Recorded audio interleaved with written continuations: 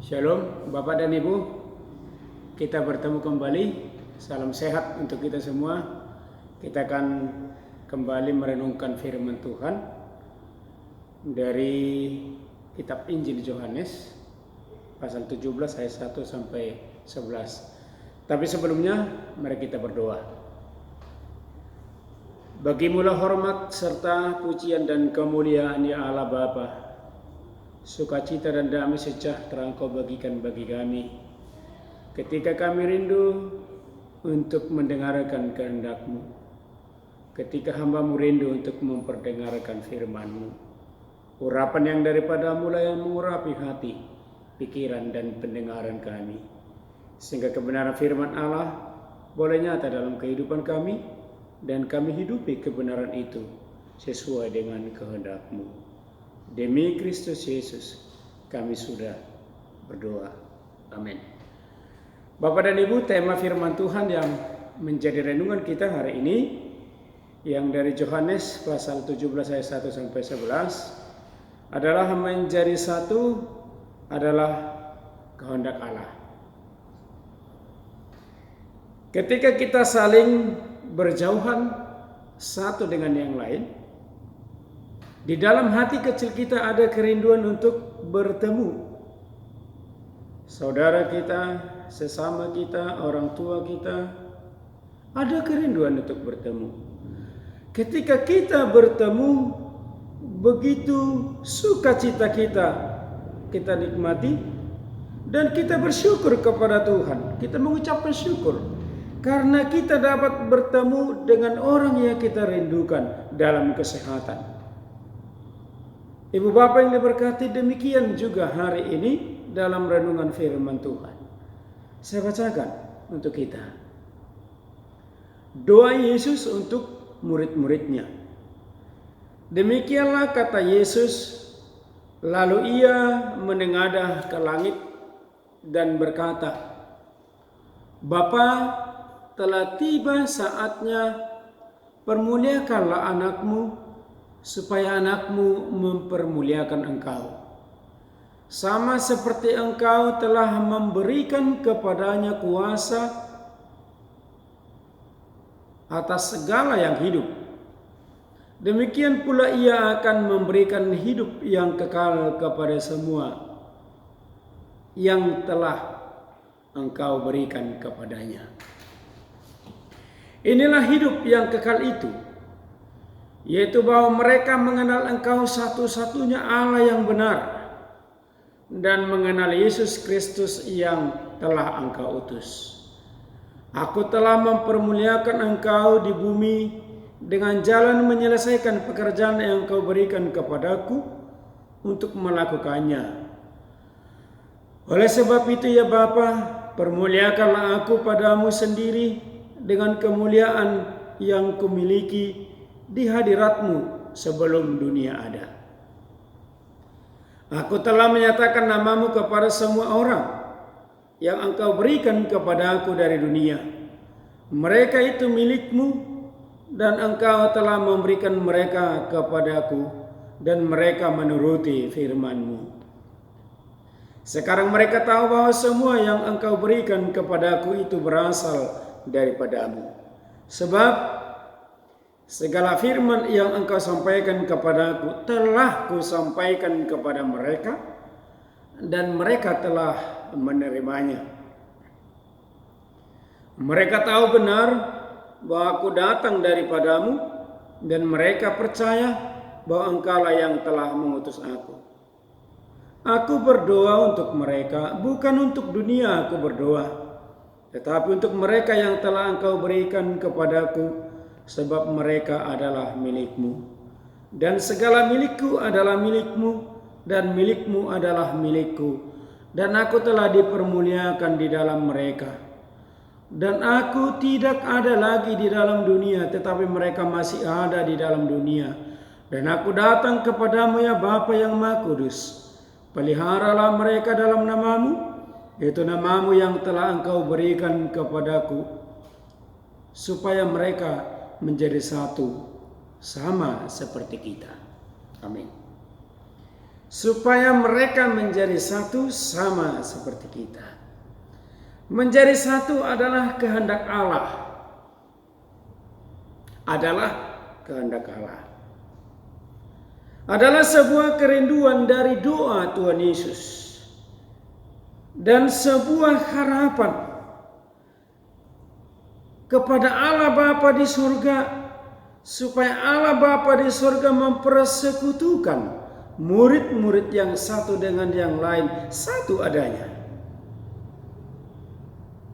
Tapi diawali dengan doa Yesus adalah ucapan syukur kepada Bapa, karena Bapa telah mempercayakan kepadanya tugas yang begitu mulia, menyampaikan isi hati Allah dan kehendak Allah kepada orang banyak, kepada para murid-murid. Sehingga hasilnya adalah para murid-murid menjadi percaya dan banyak orang yang menjadi percaya. Oleh karena itulah dalam ayat yang ke-6 Yesus mengatakan bahwa mereka yang percaya adalah milik Allah, berarti milik Yesus. Sebab mereka hidup menuruti firman yang telah disampaikan, yaitu mereka sungguh-sungguh percaya bahwa Yesus berasal dari Allah. Ibu bapa yang diberkati oleh Tuhan kita Yesus Kristus, kita adalah orang yang paling beruntung. Sebab kita menjadi orang yang percaya kepada satu-satunya Allah yang benar, yaitu Allah yang kita kenal di dalam Yesus Kristus, yang mempunyai kuasa memberikan hidup kekal. Sekali lagi, Yesus yang memberikan kuasa hidup kekal. Hidup kekal adalah dambaan semua orang. Tapi kunci untuk memperoleh hidup kekal adalah percaya. Dan kita adalah orang-orang yang percaya. Betapa beruntungnya kita. Oleh karena itulah Yesus mendoakan murid-muridnya, dan doa itu didasari oleh kasihnya kepada mereka. Karena Yesus akan meninggalkan dunia. Tapi Yesus meninggalkan dunia, dan Yesus memberikan tugas yang mulia kepada para murid-murid, dan Yesus mendoakan mereka supaya mereka satu, karena mereka akan mengalami banyak penderitaan, termasuk aniaya, termasuk martir, ketika mereka menyampaikan kebenaran firman Allah. Ibu bapak yang terberkati di dalam Kristus Yesus, Yesus meninggalkan dunia untuk menyelesaikan misi keselamatan dengan menempuh jalan kematian di salib. Oleh karena itu, jalan salib adalah satu-satunya jalan pengampunan bagi manusia yang berdosa, yang percaya kepadanya bahwa Yesus adalah Mesias, Anak Allah. Jalan salib adalah satu-satunya jalan pengampunan bagi manusia. Mari kita lihat kebenaran firman Allah. Yesus katakan kepada Allah Bapa di sorga, mereka masih ada di dalam dunia. Adalah sebuah keprihatinan, karena murid-murid akan mengalami banyak rintangan, penderitaan dalam melanjutkan pekerjaan dan misi Allah di dunia ini. Oleh karena itulah Yesus berdoa untukmu, Yesus berdoa untukku, Yesus berdoa kepada orang-orang yang percaya agar dimampukan menunaikan tugas panggilan mulia, mewartakan dan memberitakan kebenaran firman Allah lewat hidup mereka. Dan doa Yesus ini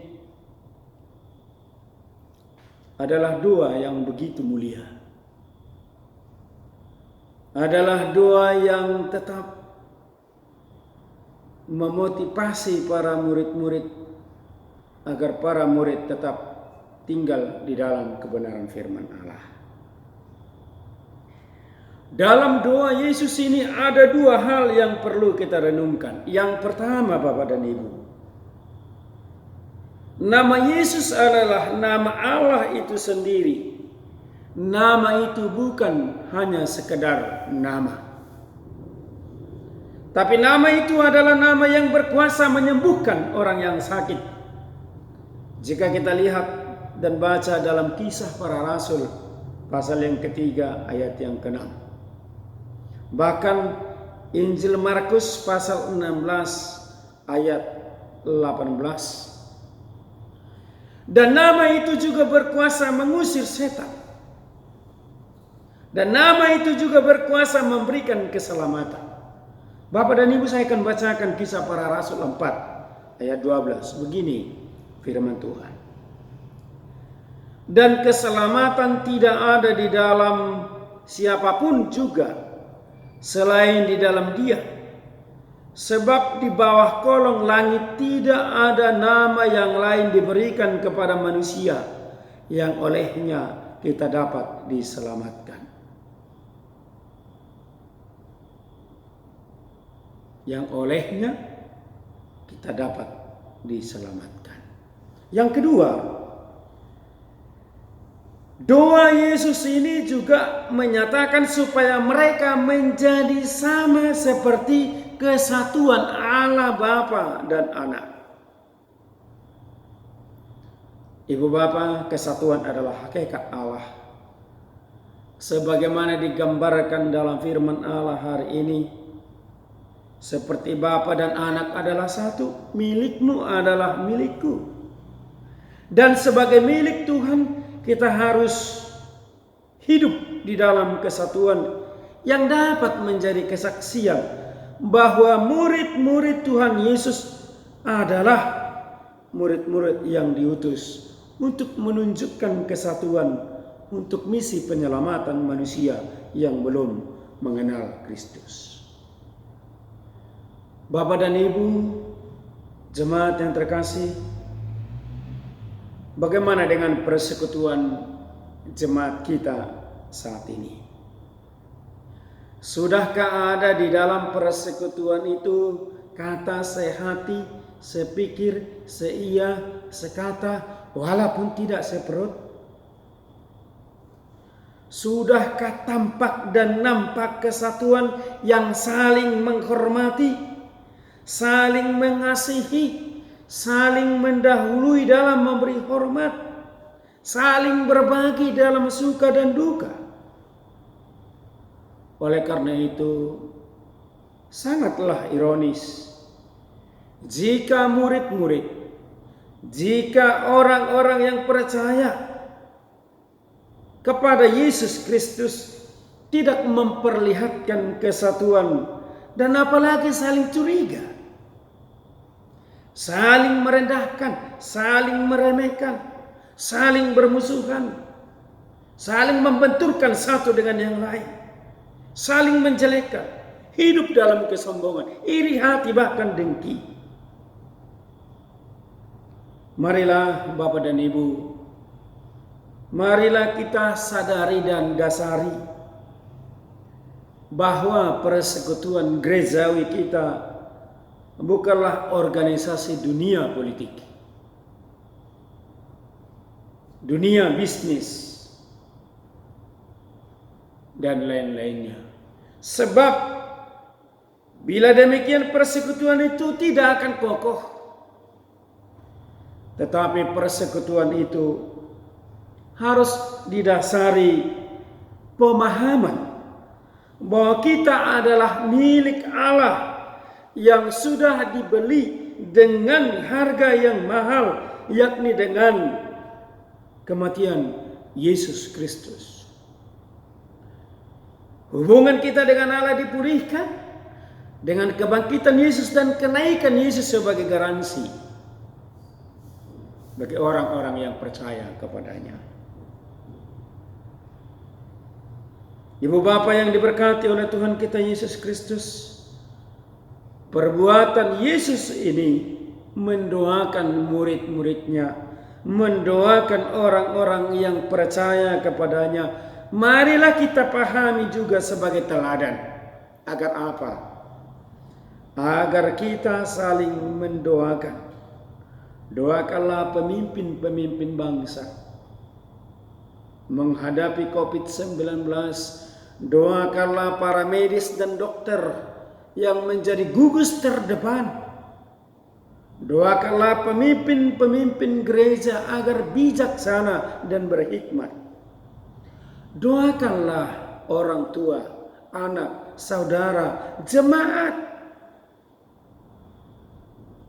dan lain sebagainya. Agar apa, Ibu Bapak?